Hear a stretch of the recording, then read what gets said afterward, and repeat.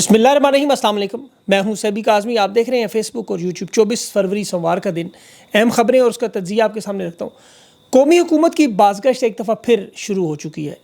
شہباز شریف کے تخت کو ہٹا کے 3 مہینے کی قومی حکومت، وہی پرانے منجن کی نئی پیکنگ کے ساتھ، اور امریکہ سے پاکستان کی جمہوریت بحالی کے مطالبات ہیں۔ IMF کا وفد بھی پاکستان پہنچا ہے۔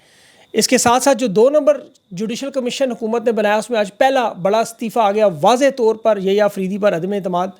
اور دبئی میں محسن نقوی سمیت نون لیگ کے وزراء ملک ریاض کی گاڑیوں میں پروٹوکول۔ اس کے ساتھ ساتھ زلفی بخاری نے انٹرنیشنل انٹرویو دے کے اسٹیبلشمنٹ کے بہت پول بھی آج کھولے، بڑی تفصیلات بھی بتائیں، اور وکلاء کے جو صدور ہیں ان کی حلف برداری میں خان کے نعرے بھی اور دعوے بھی۔ ملٹری ٹرائل ججز کے اہم ریمارکس، خان کا ذکر بھی آج چھڑا، اور تحریک انصاف کے کارکنوں کی بلوچستان کی رہائی بھی ہوئی، اور انشاءاللہ کچھ اور بھی مزید لوگوں کی رہائی کی باتیں چل رہی ہیں۔ یوکرین نے ڈونلڈ ٹرمپ کی ڈیل کو ٹھوکر ماری اور ایک بڑی لڑائی کا، لیکن یہ معاملہ پاکستان سے جڑ گیا۔ میں اس کی تفصیل آپ کے سامنے رکھتا ہوں ساری۔ سب سے پہلے جو امریکہ سے بیانات آ رہے ہیں، آپ کو پتہ ہے وہ ایک تسلسل چل رہا ہے کافی عرصے سے۔ امریکی کانگریس مین مسلسل پاکستان میں جمہوریت کی بحالی کے لیے ٹویٹس کر رہے ہیں، پاکستان کی فوج کو بتا رہے ہیں کہ وہ اس غیر جمہوری عمل سے باہر ہو جائیں، ملک میں جمہوریت بحال کریں۔ جو ولسن نے دوبارہ ٹویٹ کی اور پاکستان کی فوج کو بتایا کہ یہ معیشت ریاست کا پیچھا چھوڑ کے اپنے کام پر آپ جائیں، اور یہ اس نے آرمی چیف کا باقاعدہ نام لے کے ٹویٹ کی۔ یہ اس کی 11ویں ٹویٹ لگاتار آ رہی ہے جمہوریت کے حوالے سے پیغام۔ اسی طرح زلمے خلیل سعد بھی آپ کو پتہ ہے 9 مرتبہ ٹویٹ کر چکے ہیں۔ اب سوال یہ پیدا ہوتا ہے کہ ان ٹویٹس پر حکومت یا فوج کوئی اثر لینے پر تیار کیوں نہیں؟ تو اس کی 5 وجوہات ہیں۔ امریکی کانگریس کے یہ چند اراکین کے بیانات کی بنیاد پر یہ 2 سال 10 مہینے کی پالیسیوں کو فی الفور ریورس نہیں کرنا چاہتے۔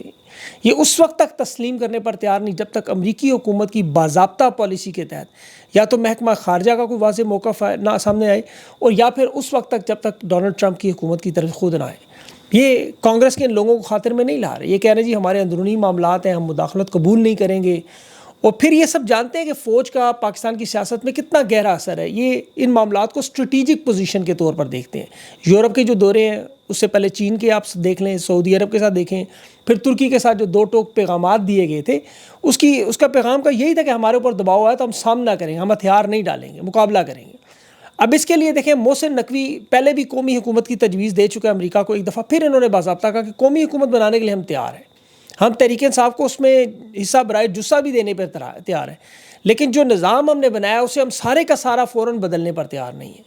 اب اس میں دیکھیں جو بڑا ٹوسٹ اس میں آ سکتا ہے اور آنے کی توقع ہے، وہ یوکرین کا معاملہ ہوگا۔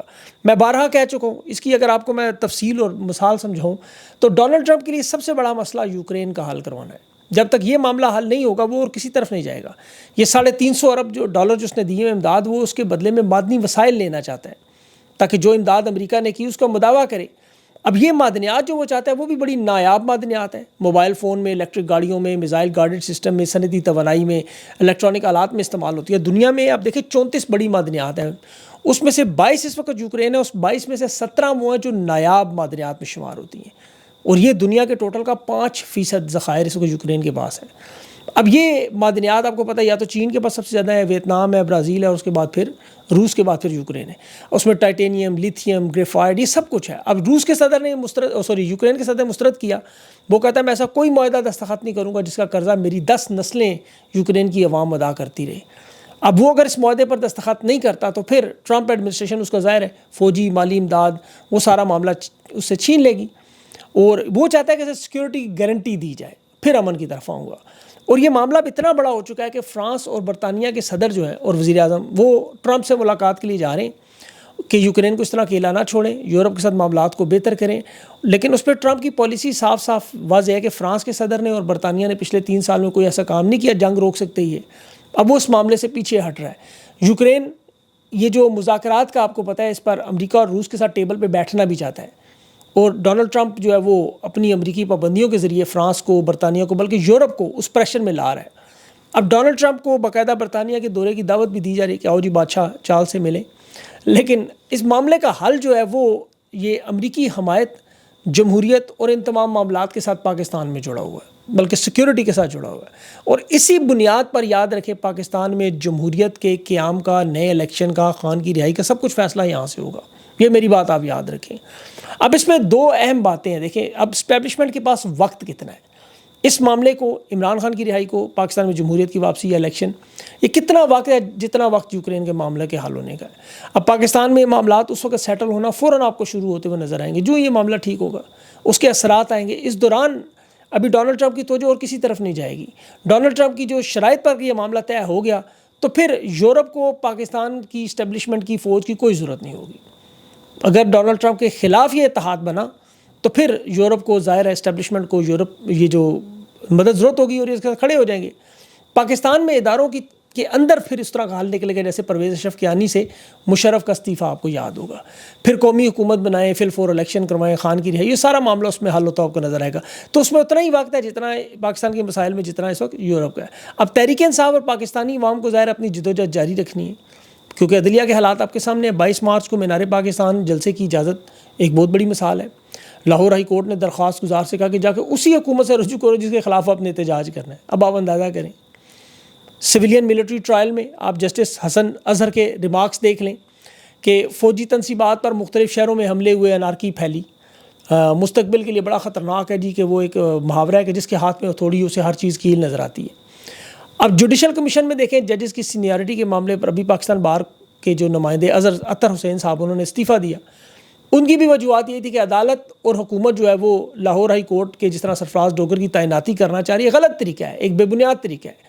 پاکستان بار کونسل کے اس نمائندے کے استعفے سے یہ نظر آ رہا ہے کہ آئین کے کھلواڑ کو ماننے پر تیار نہیں، لیکن ججز اور اسٹیبلشمنٹ اس وقت آپ کو پتہ جو طاقت نظر آ رہی ہے، انہیں نظر آ رہا ہے، انہیں پتہ بھی ہے کہ اگر یہ جج تھوڑی سی بھی ہمت کر کے سوال اٹھائیں، اگر یہ ملٹری کورٹ کے معاملے میں ہی جب یہ کیس سنا جا رہا تھا کہ غیر قانونی طریقے سے عمران خان کو کیسے اغوا کیا گیا، رینجرز کے پاس کیا اختیارات تھے، سپریم کورٹ نے غیر قانونی اس گرفتاری کو قرار دیا، وہ اس پر سوال اٹھاتے، سی سی ٹی وی فوٹیج مانگتے، لیکن چونکہ ان کی 25-25 30 لاکھ کی تنخواہیں، گاڑیاں، پیٹرول ہے، تو ان کی آپ کو پتہ ہے اوقات ہی صرف نوکری ہے، ٹرانسفر ہے، مدت ملازمت کتنی بڑھانی ہے، اسی میں اتباع کرتے رہے۔ جسٹس رضوی صاحب پوچھ رہے تھے کہ عمران خان نے 9 مئی کی مذمت کی، تو وکیل عزیز عزیر بنڈاری نے کہا کہ تحریری طور پر مذمت کی، ذمہ داران کو بلکہ سزا کا موقف بھی ٹھہرایا، لیکن مذمت کا یہ مطلب نہیں کہ عمران خان کے سرکاری موقف کو تسلیم کرتا ہے۔ اور فوج اگر کسی کو گرفتار کرے تو سول حکام کے حوالے کرے، یہاں پہ آپ کیسے ملٹری ٹرائل چلا سکتے ہیں؟ پھر تو آپ وابڈا کے دفتر کے باہر بھی جو لوگ احتجاج کریں پکڑ کے وابڈا اپنی عدالت لگا لیا کریں اندر، PIA والے بھی ایسے کیا کریں۔ لیکن یہ دیکھیں دنیا کے تمام ادارے صاف کہہ رہے ہیں، BBC کی آج خبر دیکھیں کہ پاکستان کی عدالت میں باقاعدہ طور پر سیاست ہے۔ یہ حکومت، عدلیہ اور اسٹیبلشمنٹ جو 26ویں آئینی ترمیم کو فائدہ دے رہی ہے، یہ اسی کا نتیجہ نظر آ رہا ہے۔ اب ان سب لوگوں نے تو ریٹائر ہو جانا ہے، لیکن پاکستان کو پتھر کے دور میں بھیج دیں۔ اب دیکھیں قمر باجوہ، ندیم انجم، قاضی فائز جیسے لوگ یہ سارے ریٹائر ہو کر چلے گئے ہیں۔ ان سے کوئی پوچھے تنہائی میں کوئی جام جم لگا کے بیٹھے ہوں کہ تمہیں کیا حاصل کیا ہوا، اپنی نوکری کی خاطر تم نے پورے پاکستان کو پتھر کے دور میں بھیج دیا۔ بھئی آپ کو کچھ عرب تو مل گئے، لیکن پاکستانیوں کا آپ نے حال کیا کر دیا؟ بھئی امریکہ میں تو اسٹیبلشمنٹ ہے، وہ بھی تو یہ کر سکتے ہیں، انہوں نے بھی ڈونلڈ ٹرمپ کو روکنے کی پوری کوشش کی، لیکن جب امریکہ کی عوام نے مینڈیٹ دے دیا، انہیں اندازہ ہوگا کہ اگر ہم نے اسے روکا تو یہ ملک امریکہ تباہ و برباد ہو۔ انہوں نے نہیں روکا، انا کا مسئلہ نہیں بنایا، عوام کی بقا کا مسئلہ سمجھا، اور وہاں ایسا بھی نہیں کہ اسٹیبلشمنٹ وہاں کرپٹ نہیں، وہاں کے جرنیل بھی عراق جنگ سے، افغانستان کی جنگ سے، دہشت گردی کی جنگ سے بڑا انہوں نے مال کمایا، لیکن جب ملک کی سالمیت کی بات آئی، عوام کی بات آئی، جمہوریت اور آئین کی بات آئی، وہ پیچھے ہٹ گئے۔ یہاں 9 فروری سے تباہی بربادی کا کھیل اگلے مرحلے میں چلا گیا۔